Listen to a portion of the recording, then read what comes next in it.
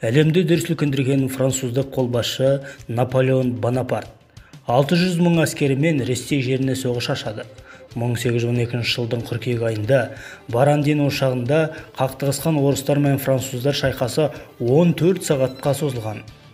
100 мыңдай адамынан айырылған орыс қолбасшы Кутузов Наполеоннан жеңіліп Мәскеуді тастап қашып кетеді. Франциялықтар 34 күннің ішінде Мәскеуді толықтай басып алған. Француздардан қатты қорққан орыс королі Александр I қазақ хандығынан көмек сұрайды. Солтүстегі саяси шешімге қарамастан, жауының өзіне жамандық тілемейтін қазақ елі орыстарды дос тұтып, әскери көмек беруге шешім қабылдайды. Қазақ хандығы ұлы жүзден 50 мың, орта жүзден 12 мың, кіші жүзден 30 мың әскер шығарады. Сөйтіп, Мәскеуді азат ету үшін қазақ хандығынан 92 мың жауынгер шайқасқа шыққан. Әрі көмек ретінде башқұрт ұлтынан 10 мың әскер келген.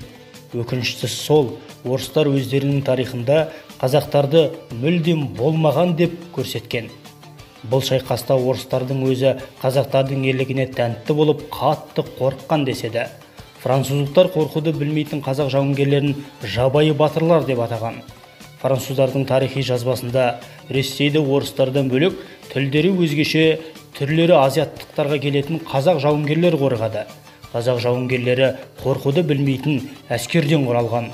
Олар шегінусіз француз әскерін шабуылдай отырып, біздің 600 мың әскерімізді қақ бөліп шашып тастады.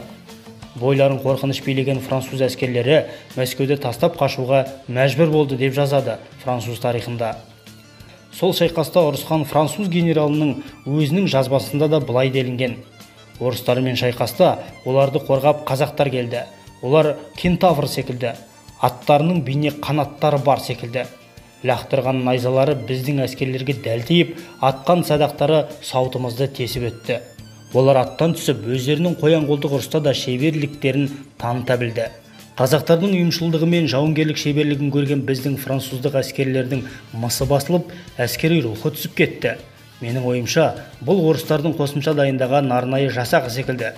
Дегенмен, біз оларға төтеп бере алмадық, деп жазған француз генералы.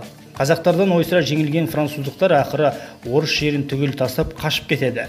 Дәл осы айқастағы қазақтардың шешуші рөл атқарғаны жайлы Францияның тарихында айқын жазылып мұрағатында сақталған. Кейін Парижге шабуыл жасағанда ерлік көрсеткен 11 қазақ батырының есімдері де Францияның тарихи кітабында жазылған. Олар Атау Майлыбайұлы, Қарымбай Зындағұлұлы, Боранбай Шуабайұлы, Мұрат Қолшаранұлы, Сағит Хамитұлы, Ақсан Әбубәкірұлы, Оранбай Жанжігітұлы, Аман Байбатырұлы, Жақып Білағұлұлы, Мұхаммед Абдрахманұлы, Еріш Азаматұлы. Осы 11 қазақ батырына орыстар Парижді алуда орасан зор ерлік көрсеткендер үшін марапаттаған. Бірақ орыстар қазақтардың бұл ерлігін жасырып қалады. Көзсіз ерлік көрсеткен қазақ батырлары туралы француздар 1995 жылы Батерлі түбегіндегі шайқастың 180 жылдығын атап өткенде арнайы қазақ киіз үйін құрып, қазақ елінен қонақтарды шақырып, оларға Франция тарихында сақталған қазақ жауынгерлерінің ерлігі жайлы жазбаны көрсеткен. Тарихтағы бұндай шындықты көрген барша қазақ қоғамының таң қалғаны рас. Орыстардың қазақ жауынгерлерінің ерлігін жасырғандары біз түгіл европалықтардың өздерін таң қалдырып отыр. Дегенмен ақиқатты жасыру мүмкін емес қой.